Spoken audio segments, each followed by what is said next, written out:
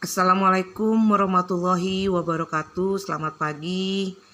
Hari ini saya akan menjelaskan mengenai bagaimana kita mencari ukuran pemusatan data atau ukuran sentral tendensi dengan menggunakan program Excel. Untuk ukuran sentral tendensi itu ada 3. Pertama, kita akan mencari besarnya rata-rata hitung atau min. Lalu yang kedua, kita akan mencari besarnya modus. Lalu yang ketiga, kita akan mencari besarnya nilai median. Nah, di sini kita akan mencari di mana letak ukuran pemusatan data di dalam kelas distribusi frekuensi atau di dalam kelas berkelompok, ya. Jadi data ini kita susun di dalam pola data yang berkelompok. Baik, kita akan masuk ke dalam perhitungan bagaimana kita mencari besarnya rata-rata hitung, besarnya nilai modus, dan besarnya nilai median untuk ukuran gejala pusat atau untuk ukuran sentral tendensi, sehingga kita bisa mengetahui di mana letak nilai rata-rata tersebut, ya, nilai ukuran-ukuran tersebut di dalam pola distribusi frekuensi. Sekarang kita mulai dengan ukuran yang pertama, yaitu bagaimana kita mencari rata-rata hitung atau min. Di sini kita melihat ada rumus, ya. Rumusnya adalah X bar itu menunjukkan nilai rata-rata hitung sama dengan sigma Fi dikalikan Xi dibagi sigma Fi. Di sini ada keterangan Xi merupakan nilai tengah dari masing-masing kelas interval. Jadi kita harus mencari terlebih dahulu berapa besarnya nilai tengah. Lalu kemudian Fi. Fi itu merupakan frekuensi dari tiap kelas interval, ya. Nanti setelah kita mengetahui dua notasi ini atau dua keterangan ini, maka kita bisa masuk ke dalam rumus untuk bisa mencari berapa besar rata-rata hitung atau minnya, ya. Baik, sekarang kita mulai. Pertama, kita tentukan dulu besarnya nilai tengah. Minggu yang lalu saya sudah menjelaskan bagaimana kita mencari nilai tengah. Bagaimana caranya? Sama dengan, ya, kurung buka, batas bawah, ya, ditambah batas atas untuk kelas pertama, kurung tutup dibagi 2, ya, enter. Nah, kita mendapatkan hasil untuk nilai tengah kelas interval pertama besarnya 25,5.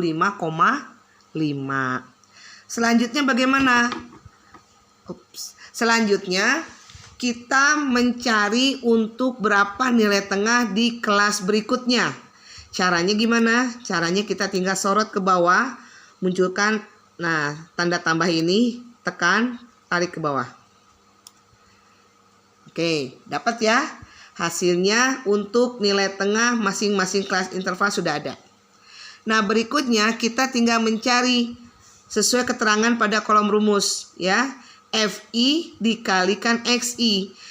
Berarti frekuensi dari setiap kelas interval dikalikan nilai tengah dari setiap kelas interval, ya. Sama dengan, ya, berarti kita langsung masuk Fi kemudian dikali nilai tengahnya berapa? Enter. Jadi sama dengan 51. Kita sudah mendapatkan nilai untuk Fi dikalikan Xi kelas interval pertama itu sama dengan 51. Untuk nilai berikutnya sama seperti yang tadi, kita tarik garis ke bawah, ya. Hasilnya seperti ini.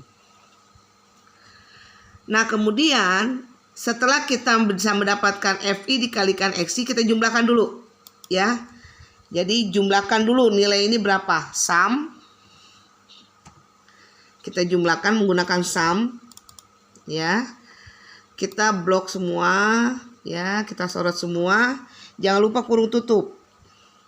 Kurung tutup, enter. hasilnya 6340 ya. Jadi jumlah FI dikalikan XI itu sama dengan 6340. Ini sudah dapat, berarti kita tinggal mencari X barnya berapa ya. X bar itu sama dengan sigma FI dikalikan XI dibagi sigma FI. Berarti 6 sini sama dengan 6340 dibagi FI-nya berapa? Jumlah frekuensi 100. Enter. 63,4. Berarti kita bisa menandai di mana letak kelas min untuk cara yang pertama ini ya. Untuk mencari rata-rata hitung, di mana posisi atau letak kelas rata-rata hitung di dalam pola distribusi frekuensi. Nah, ini ada di kolom ini ya, ada di kelas interval kelima. Kita kasih tanda aja di sini ya. Kasih tanda warna apa ya? Nah, ini aja ya biar Anda jelas. Nah, kasih bold. Nah, jadi nilai rata-rata hitung untuk tabel ini itu berada pada kelas kelima. Kenapa? Karena dia berada di antara rentang 61 sampai 70. Hasilnya ada di angka 63,4. Tinggal kita mencari di mana ya, ada di rentang berapa 63,4 ini. Ada di rentang 61 sampai dengan 70 ya. Demikian cara kita untuk bisa mencari rata-rata hitung dengan menggunakan program Excel. Berikutnya kita akan membahas bagaimana mencari nilai modus untuk pola distribusi frekuensi. Ya, kita sudah masuk ke ukuran gejala pusat yang kedua, yaitu mencari nilai modus. Di dalam pola distribusi frekuensi, yang dimaksud dengan modus itu adalah data yang paling banyak muncul atau yang paling sering muncul. Kalau kita berbicara di luar data berkelompok alias data tunggal atau data yang tidak berkelompok, kita bisa melihat berapa jumlah data yang paling sering muncul atau yang paling sering keluar dari data tunggal tadi. Yang sebelumnya kita urutkan dulu ya, supaya tidak bingung kita mencari berapa modus untuk nilai data tunggal. Tapi sekarang kita akan mencari nilai modus ke dalam sebuah pola distribusi frekuensi. Nah, cara mencarinya bagaimana? Untuk menentukan nilai modus, dipilih dari jumlah frekuensi yang paling besar. Ya, kita melihat di sini di antara angka-angka ini di kelas keberapa nilai kelas modusnya. Kita tandai dulu, berarti ada di kelas interval kelima. Kita kasih di sini shading lagi ya.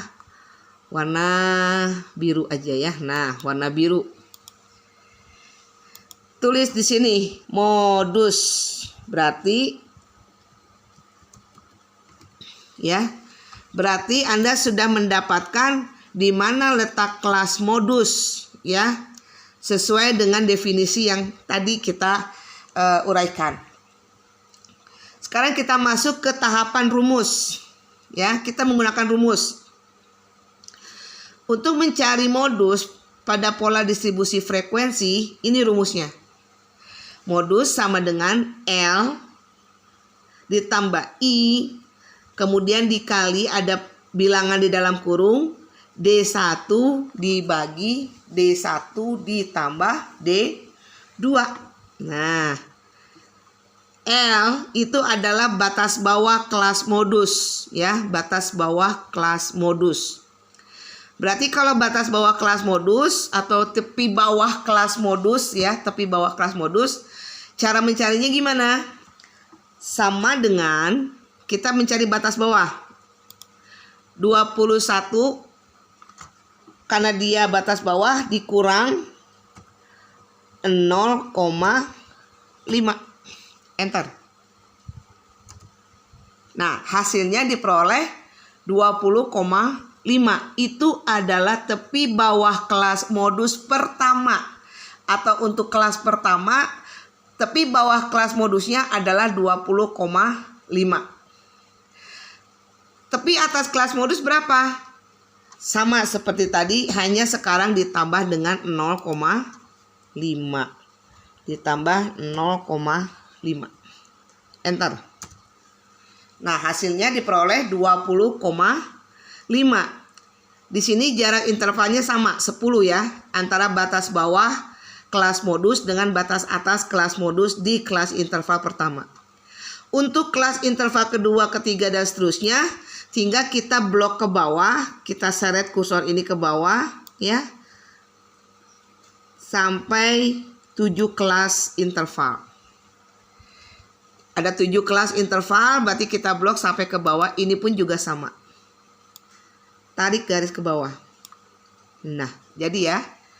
Jadi kita sudah dapatkan berapa batas bawah kelas modus yang nantinya akan kita masukkan ke dalam rumus yang sudah ada di bawah sini. Berikutnya, karena batas bawah sudah ada, kita mencari yang ada di dalam rumus. Ada D1. D1 itu artinya apa? Selisih antara frekuensi kelas modus dengan frekuensi kelas modus sebelumnya. Tadi kita sudah menandai di awal di mana letak kelas modus. Ada di angka ini ya. Kita kasih bold di sini ya, kita tebelkan aja. Nah, di sini adalah batas kelas modus ya. Jadi ini adalah frekuensi kelas modus yang sudah kita tentukan di awal. Kemudian mencari D1, gimana caranya? Frekuensi kelas modus 33 dikurangi frekuensi kelas modus sebelumnya ya. Jadi D1 itu sama dengan 33 dikurangi 20. Enter. Kita mendapatkan hasilnya sama dengan 13. 33 dikurangi 20 ya. Itu nilai untuk D1. D2 selisih antara frekuensi kelas modus dengan frekuensi kelas modus berikutnya. Kalau di sini kita ketahui frekuensi kelas modusnya 33, berarti berikutnya adalah 24. Caranya sama, kita masukkan dengan pola rumus. Berarti 33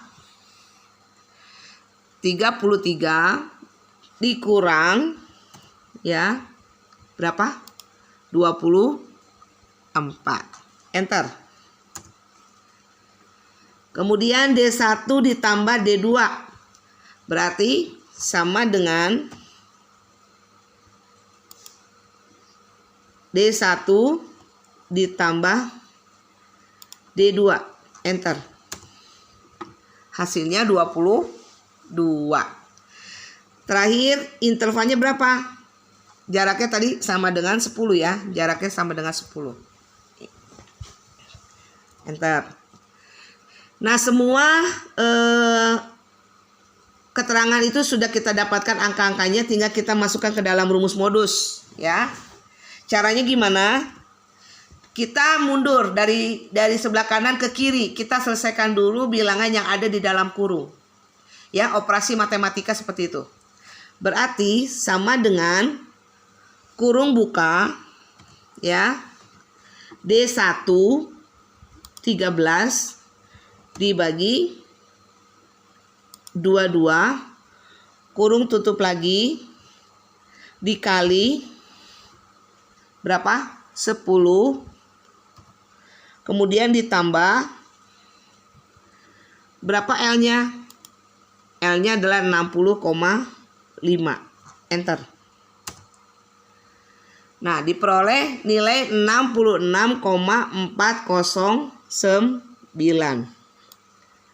Nih, nilainya 66,409. Kemudian kita buktikan ke dalam tabel di sini. Benar tidak nilai modus sebesar 66,409 atau 66,4 ini ada di kelas interval kelima. Ternyata hasilnya benar. Karena apa? Nilai modus ini ada di antara rentang 61 sampai dengan 70. Dan ini terbukti. Artinya nilai rata-rata yang paling banyak muncul pada mata kuliah statistika itu adalah 66,4 secara rata-rata. Karena di sini kita memiliki jumlah frekuensi yang terbesar itu nilainya 33, tapi tidak tahu ada di rentang berapa sebenarnya pastinya ya untuk nilai sebanyak 33 orang ini. Ternyata ada di angka 66,4 apabila kita rata-ratakan. Demikian untuk kita bisa mencari ukuran gejala pusat dengan menggunakan bantuan alat ukur modus. Baik, kita lanjut untuk mencari berapa besarnya nilai median.